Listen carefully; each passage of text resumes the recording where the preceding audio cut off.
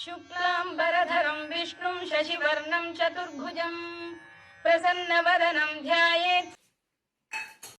ఉగాది పచ్చడి తీసుకుని రండి పిల్లలు. కళ్ళకి అద్దుకొని తినండి. ఎక్కడో కొడుతుంది సీనా.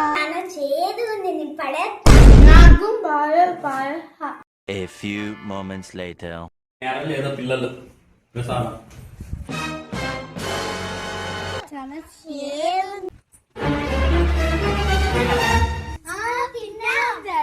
ఆ మాట నువ్వు చెప్పకూడదు. ఎందుకు చెప్తున్నా? ఏమో నాకు డౌటే. అంతా అక్కడే ఉంది. అంతా అయిపోయి